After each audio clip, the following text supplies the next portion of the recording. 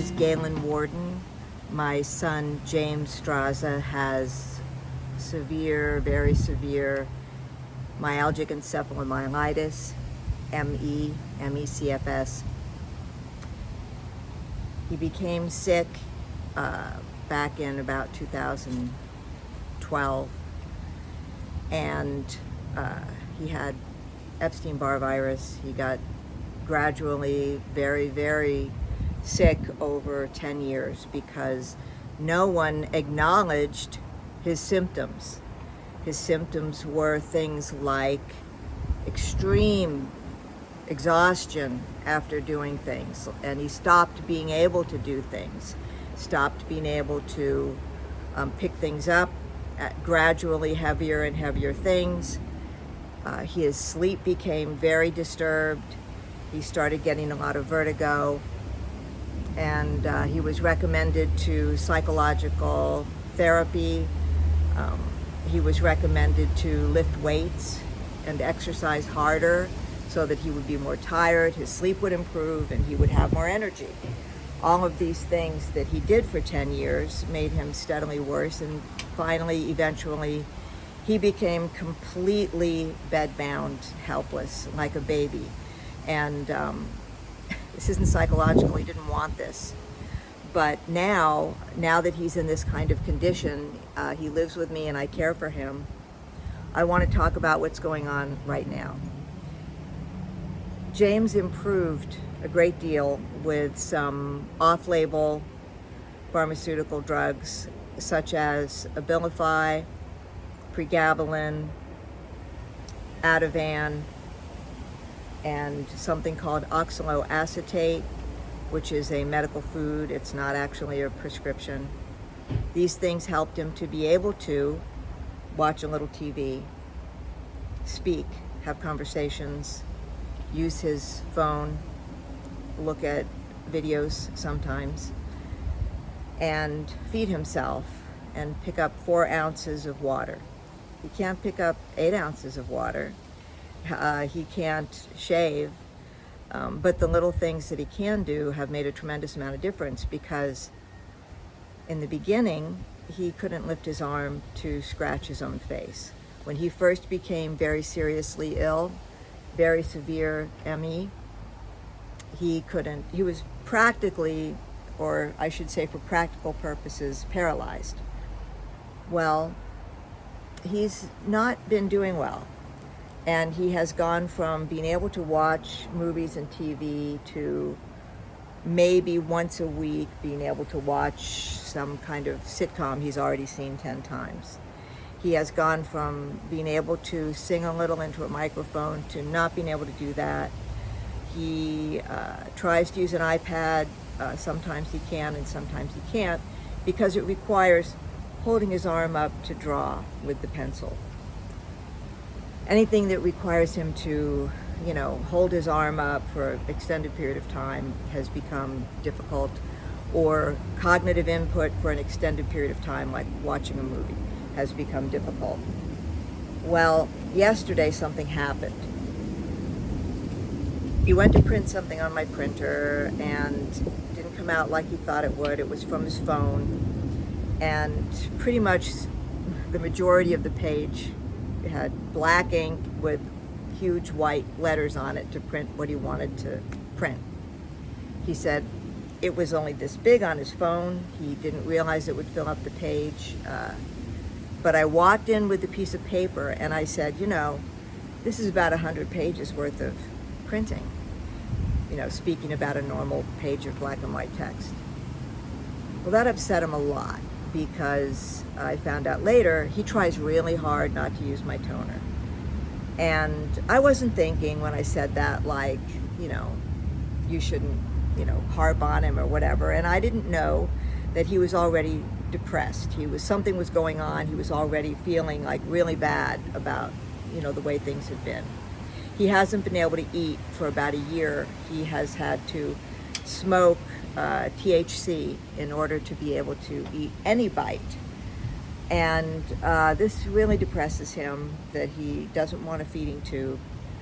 So yesterday, that whole me criticizing him about the toner was like the straw that breaks the camel's back.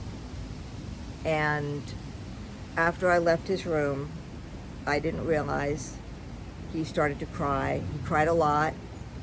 He rolled onto his stomach, which he hasn't done for a very, very long time.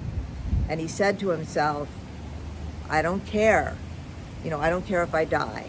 And rolling onto his stomach took a lot of strength.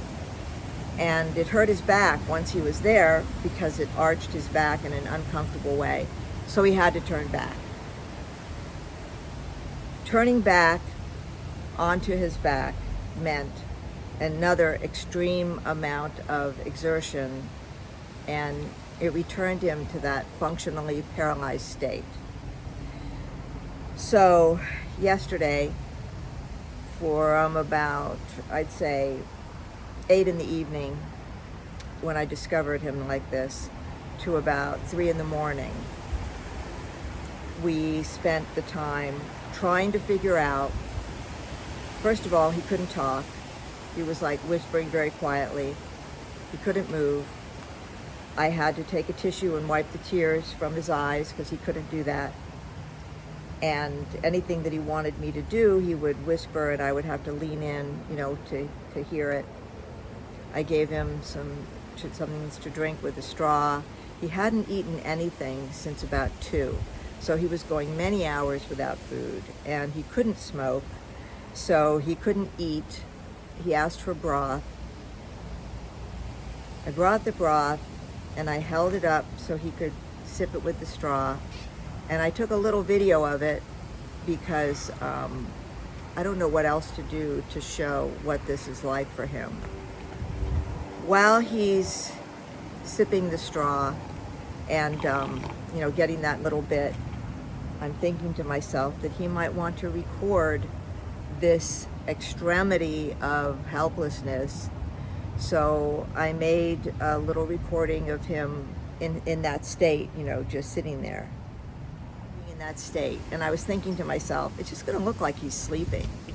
I don't know if anybody's going to know that this is the state he's been in for the last 5 hours and that he could be in for the next 24 hours. But he whispered, to stop recording him, and I was able to capture that, and it lets you know the level of exertion he was capable of. That was it. That whisper was it.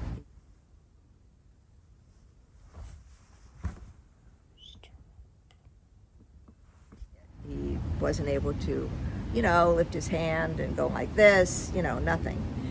So today happens to be World Mental Health Day, and thinking about his mental health state right now is very upsetting because he's had good days and bad days, but the last 24 hours has been some of his worst. Fearing that this is a lower baseline, he's going back to where he was in 2021, which was functionally paralyzed. Me feeding him every bite that he ate, for months. He had this 48-inch straw that was how he got water because he couldn't lift the 4 ounces yet.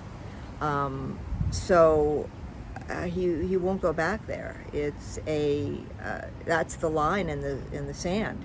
He will not go back to being that helpless, which he has been for the last 24 hours, and terrified.